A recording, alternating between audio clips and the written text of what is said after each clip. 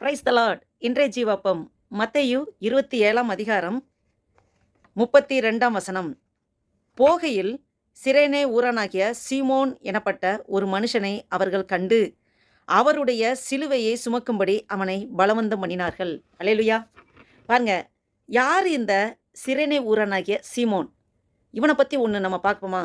இவனை பற்றி ஹிஸ்ட்ரி பார்க்க போனால் கிமு 722 கிமு 722 அந்த பீரியடில் இந்த வடக்கு ராஜ்யத்தை அசீரியர்கள் வந்து அசீரியர்களால் சிதறடிக்கப்பட்டுச்சு. சிறையிருப்புக்கு கொண்டு போய் அப்படி சிதறடிக்கப்பட்ட போது கொஞ்சம் யூதர்கள் எங்கே போனாங்க? சிரேனேங்கிற ஒரு பட்டணத்துக்கு போகிறாங்க. அது எங்கே இருக்குன்னா வட ஆப்பிரிக்காவில் இருக்குது. ஆப்பிரிக்காவில். அப்போ அங்கே அவங்க வட ஆப்பிரிக்காவிலேருந்து அங்கேருந்து யூதர்கள் அப்படியே டெவலப் போகிறாங்க. அப்போ இயேசுவோட காலத்தில் கிட்டத்தட்ட 732 அந்த வருஷங்களுக்கு அப்புறம் பார்த்தா அந்த வட ஆப்பிரிக்காலே அந்த யூதர்கள் தங்கி அதுக்கப்புறம் அவங்களோட டெவலப்மெண்ட்லாம் பார்த்தா அந்த ஆப்பிரிக்கன்ஸ் மாதிரியே தான் அவங்க இருப்பாங்க. கருப்பர்களாக நல்லா ஜைஜாண்டிசமாக நல்லா வாட்ட சட்டமாக அப்படி இருப்பாங்க. அப்படி தான் இந்த சிரேனே ஊரானாகிய சீமோன், அவன் வட ஆப்பிரிக்காலேயே அவன் ஒரு யூதனாக இருந்தவன் தான். அவன் இருந்தது சிரேனே, அந்த வட ஆப்பிரிக்காவில் இருந்து அவன் வந்திருக்கான்.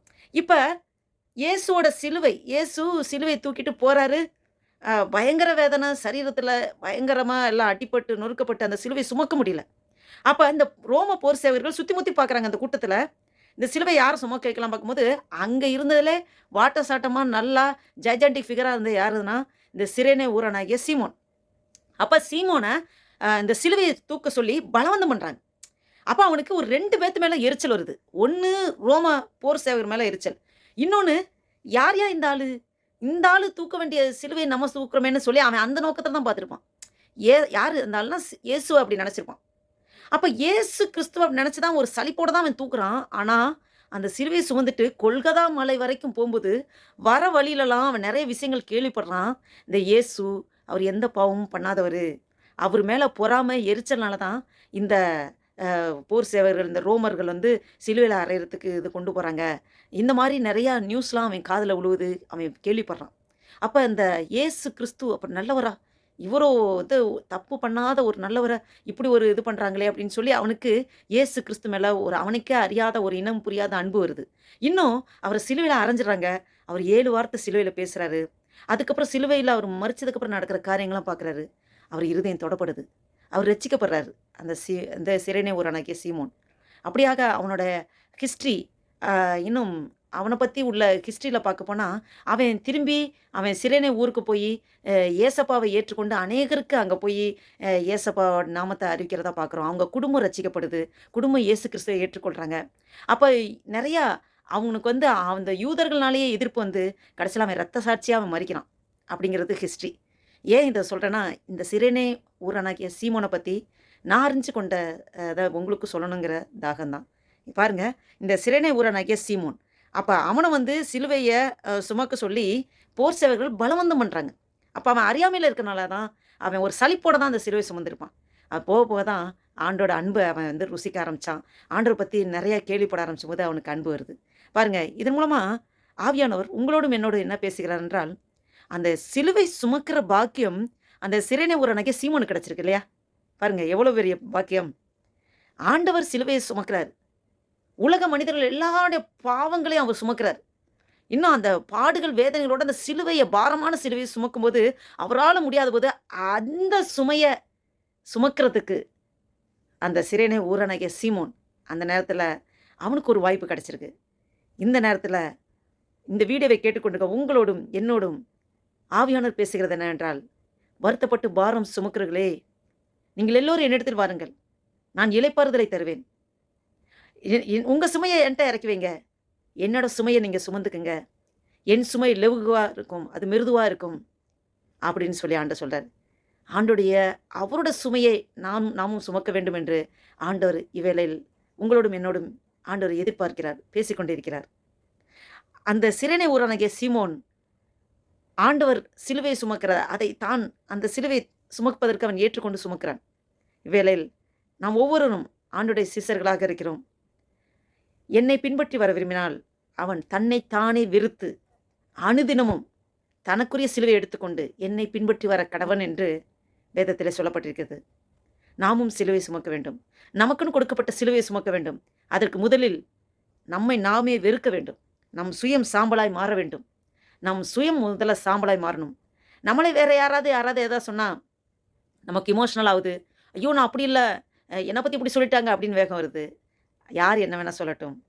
நாம் சிலுவை சுமக்க ஆயத்தமாகிவிட்டால், நம்மளுடைய சுயமெல்லாம் சாக வேண்டும். நம்மளைப் பற்றி யார் சொன்னாலும் அதைப் பற்றி ஒரு பொறுப்பெடுத்து அதை ஒரு பொருட்டாவே நினைக்கக்கூடாது. நாம் நம்மளை நாமே வெறுக்க வேண்டும். அதான் முதலில். நம்மை நாமே வெறுக்க வேண்டும். அனுதினமும் சிலுவை சுமக்க வேண்டும். அனுதினமும். அது நம்மேல் விழுந்த கடமை.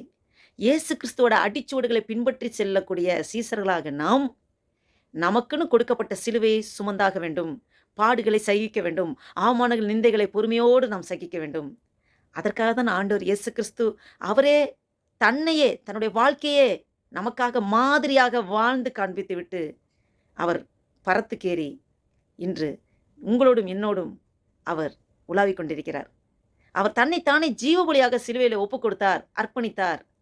தன் ஜீவனை விட்டார். 3ஆம் நாள் உயிர்த்தெழுந்தார். இன்று உங்களோடும் என்னோடும் இருக்கிறார். நாம் இவ்வேளையில் நமக்குன்னு கொடுக்கப்பட்ட சிலுவை சுமப்போமா? சிரேனே ஊரானாகிய சீமோன், அவன் ஃபர்ஸ்ட் பலவந்தம் பண்ணி தான் சுமக்க வைக்கிறாங்க. அதுக்கப்புறம் அவன் ஆண்டவர் இயேசு கிறிஸ்துவை சொந்த இரட்சகராக ஏற்றுக்கொண்டான். அவனுடைய வாழ்க்கை சரித்திரத்தை பார்த்தால் கடைசியில் அவன் இரத்த சாட்சியாக மரித்திருக்கிறான் ஆண்டவருக்காக. நாம் நம்மளை நாமே அர்ப்பணிப்போமா? இவ்வேளையில் இந்த சிந்தையோடு நாம் ஆண்டவர் நோக்கி பார்ப்போம். ஜெபம் செய்வோம்.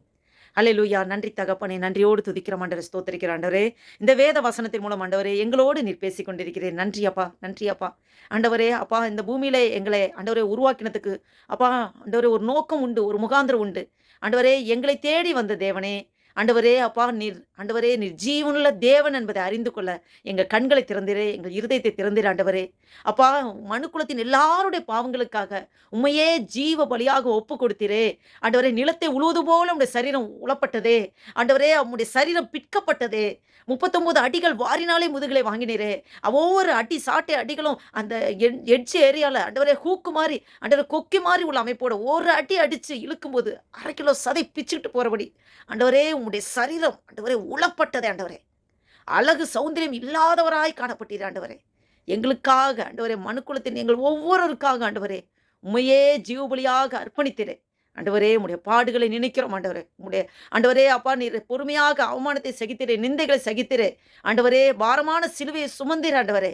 அப்பா, அந்த சிரேனே ஊரானாகிய சீமோன் அப்பா உம்முடைய பாரத்தின் சுமையை அவன் ஏற்றுக்கொண்டானே, அதுபோல ஆண்டவரே என்னுடைய சுமையை ஏற்றுக்கொள்ளுங்கள். அது லெவ்வா இருக்கும், அது மிருதுவாக இருக்கும் என்று சொன்னீர் ஆண்டவரே. நாங்கள் ஏற்றுக்கொள்கிறோம் ஆண்டவரே. அப்பா ஸ்தோத்திரம். உம்முடைய பிள்ளையாய் எங்களை வேறுபிரித்திருக்கிற ஆண்டவரே, உம்முடைய சீசர்களாக எங்களை முன்குறித்திருக்கிற ஆண்டவரே. அப்பா, என்னை பின்பற்றி வர விரும்பினால் அவன் தன்னைத்தானே வெறுத்து தன்னுடைய சிலுவை எடுத்துக்கொண்டு அனுதினமே என்னை பின்பற்றி வர கடவன் என்று சொல்லியிருக்கிற ஆண்டவரே. அப்பா, எங்களே அர்ப்பணிக்கிற ஆண்டவரே. இந்த வீடியோவை கேட்டுக்கொண்டிருக்க, பார்த்து கொண்டிருக்கிற உங்கள் ஒவ்வொருவரோடும் ஆவியானவர் இடைப்பட்டு கொண்டிருக்கிறார். அப்பா, உங்கள் ஒவ்வொருவரோடும் அடிமையோடும் ஆண்டவரே ஆவியானவரே நீர் பேசிக் கொண்டிருக்கிறீர். நன்றி அப்பா. எங்களே அர்ப்பணிக்கிறோம் ஆண்டவரே. எங்கள் சுயமெல்லாம் சாம்பலாய் மாறட்டும். எங்களுடைய பெருமைகள் ஒன்றுமே இல்லை ஆண்டவரே. அப்பா, எங்களை பெருமை பாராட்டி சொல்வதற்கு ஒன்றுமே இல்லை ஆண்டவரே. அப்பா, நீங்கள் எடுத்து நடத்துங்கப்பா ஆண்டவரே. அப்பா, உம்முடைய அடிச்சுவடுகளை பின்பற்றி செல்வதற்கு எங்களுக்கு பலன் தாரும் ஆண்டவரே. கிருபை தாங்கப்பா ஆண்டவரே. இந்த நாளைக்கு நன்றி செலுத்துகிறோம். இந்த 2025 வருடத்தின் 2வது மாதம் பிப்ரவரி மாதத்தின் ஆண்டவரே 8ஆம் தேதியை காண கிருபை செய்திரே. நன்றி நன்றி நன்றி அப்பா. அந்த புதிய நாளில் உடைய புதிய கிருபை பெற்றுக்கொண்டு உமக்கென்று சாட்சியாய் ஓடி உழைக்க பலன் தாரும் ஆண்டவரே. கிருபை தாங்கப்பா. நாங்கள் நிற்பதும் நிர்மூலமாக இருப்பது உடைய சுத்த கிருபை ஆண்டவரே. அப்பா ஸ்தோத்திர கத்தவை. காலைதோறும் உடைய கிருபைகள் புதிதாக இருக்கிறது என்று சொல்லியிருக்கிற ஆண்டவரே. உடைய புதிய கிருபைனாலே அப்பா அடிமைகள் ஒவ்வொரு நீங்கள் நடத்த முடியாது ஜெபிக்கிற ஆண்டவர். நன்றி அப்பா, நன்றி அப்பா ஆண்டவரே. நாங்கள் உமக்கு அடிமை ஆண்டவரே. அப்பா ஸ்தோத்திர கத்தவை. எங்களை எப்படி நீர் வணைய வேண்டும் என்று சித்தம் வைத்திருக்கிறோம். உடைய சித்தத்தின்படி எங்களை உருவாக்கும் ஆண்டவரே. நன்றி அப்பா, நன்றி அப்பா. நீர் அப்படியே செய்கிறதுக்காய் ஸ்தோத்திரம். எங்களே தாழ்த்துகிறோம், ஒப்புக் கொடுக்கிறோம். உடைய நாம மாத்திரம் மகிமைப்படட்டும். இயேசு கிறிஸ்து நாமத்தினால ஜெபிக்கிறோம் ஜீவனுள்ள எங்கள் நல்ல பிதாவே. ஆமேன், ஆமேன். என் ஆத்துமாவே கர்த்தரை ஸ்தோத்திரி. என் முழு உலகமே அவருடைய பரிசுத்த நாமத்தை ஸ்தோத்திரி. என் ஆத்துமாவே கர்த்தரை ஸ்தோத்திரி. கர்த்தர் செய்த சகல உபகாரம் மறவாதே. ஆமேன், ஆமேன். Praise the lord. Thank you Jesus.